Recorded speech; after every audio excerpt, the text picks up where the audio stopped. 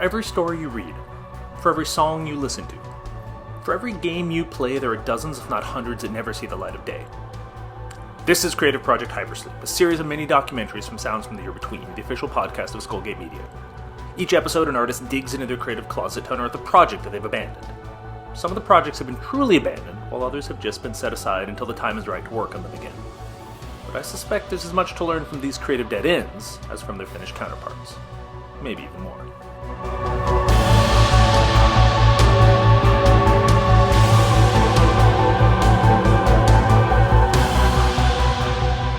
Perception Check, my current book that I'm going to be releasing, is actually based on one of those shelved projects that morphed into a totally different thing after I'd abandoned it for like a decade. I'm a fantasy writer, currently contributing to Skullgate Media's Tales from the Year Between Volume 3. I am also the writer of the Mages of Velmyra series. The first book, Perception Check, is going to be released January 2022. But today I'm going to be talking about a abandoned project that I had between the years of 2013 and 2016. I started that, 2013. I was about 22, 23 years old. A lot was kind of happening in my life. I had just graduated college, but then I was like, I don't know if I need to go back to school and maybe be a teacher. That was a bad idea. I think I was still also trying to figure out who I was, like, as a writer as well, like what genre I wanted to write.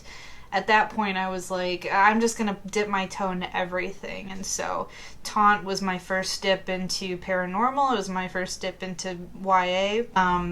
The big catalyst was I was in a Barnes & Noble once, and I walked past these two people, and they were just kind of arranged weirdly. One was looking at the books, like right in front of the bookshelf, and then the other guy was standing right directly behind him and just whispering into his ear. And the first guy was like almost not even paying attention to him, focusing a lot more on the books than what his friend was saying to him. And it kind of morphed into like, what if the guy talking to his friend, like, what if he can't hear him? What if he's like whispering these messages to him, and he can't really hear what he's saying, but he's taking it in still? And that kind of morphed into this idea of these invisible monsters that basically whispered in your ear and told you to do bad things. And even though you couldn't really hear them, you were still inspired to do them. I was in love with it just because of that aspect of, unseeable monsters. I've always kind of had like monsters that kind of difficult for humans to perceive and like traumatic in some sort of way, even if we know it or don't know it.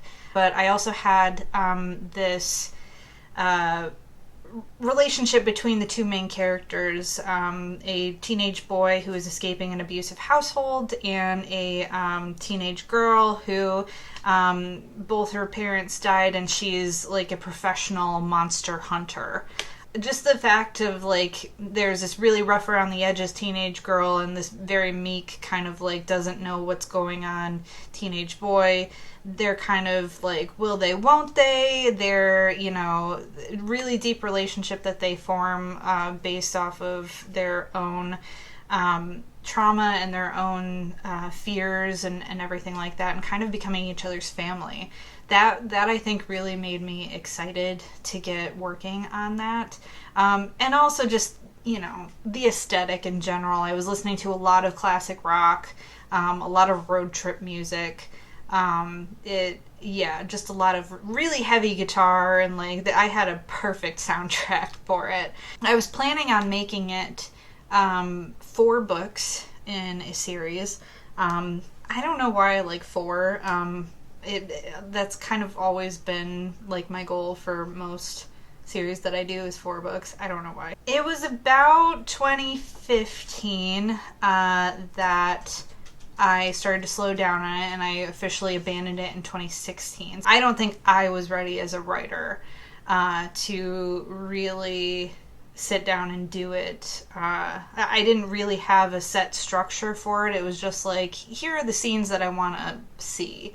And then just let's write it as it goes. I wasn't really focused on like a 3-act structure or a 5-act structure or however people want to focus on it. I wasn't really aware of like a hero's journey or anything like that. It was just kind of like, well, how do we keep upping the stakes? And that works sometimes, I feel, but like I also feel like a story needs kind of like its beats and specific stuff. So I now use hero's journey for my structure. But that one just kind of didn't have a lot of structure at all. And by the time I was emotionally ready to go back to working on this, I found that I was kind of almost a different person than the person who started writing that project. At that point, too, I was like, I got a really good idea for a sci-fi project that I also ended up abandoning at some point. But that sci-fi project then eventually led to me coming across my new series that I've been working on that I'm actually going to be releasing and publishing.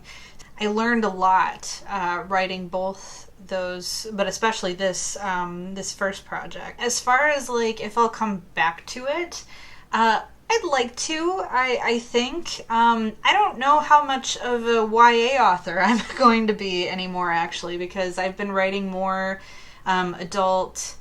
I don't really like new adult as a descriptor. Maybe one day I will reimagine this one more as a paranormal adult series.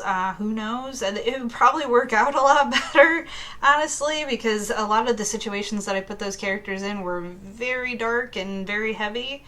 At this point, I have a lot of other projects that I have lined up that I'm more excited about. So unless there's kind of like a eureka moment where I'm like, oh, this is, kind of how I will get back into it, I don't foresee myself coming back to it anytime soon. I really appreciated, though, the time that I spent working on that project, because I think with everything that you start writing and don't eventually end up publishing, you understand that there's something wrong with it.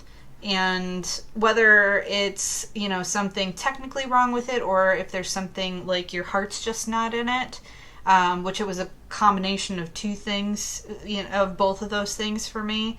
I think you understand that then going into your other projects. The thing that made this current project that I'm working on work is the fact that I'm absolutely still in love with it, and I love coming back to it and coming back to those characters. And I know that's who me as a writer right now needs to be writing. I know that is the thing that I need to be focusing on, and I'm putting a lot of my experiences that I didn't have before into that, and it's only enhancing it. So I think with everything, you really start to understand like what works for writing and what doesn't, and that was definitely one of those big things. I would just say, like, if you're struggling with a project that you are like, oh, I worked so hard on this, and I just need to finish it and get it over with and stuff like that. Don't do that unless your heart is really into it, and unless you're enjoying yourself, because there's a reason that you don't want to continue with it, and it's probably usually a good reason. Yeah, my name is Astrid Knight, once again. You can find me basically anywhere on social media under the handle Astrid K Writes, Twitter, Instagram, Facebook. I also have that. Also at my website, astridknight.com. I'm also the writer of the Mages of Elmira series, which the first book, Perception Check, is going to be released January 2022. It is a book all about like tabletop role-playing games like Dungeons and Dragons. It's also a lot about trauma and recovering from trauma and emotions and mental illness, with a bunch of queer characters in there.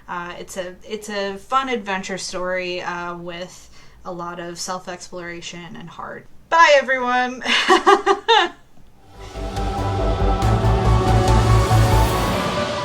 Thanks for listening to this episode of Creative Project Hypersleep. If you'd like to see some of the work that this week's artist didn't abandon, please see the show notes for links. And if you have a creative project that you've put into Hypersleep, we'd love to hear from you.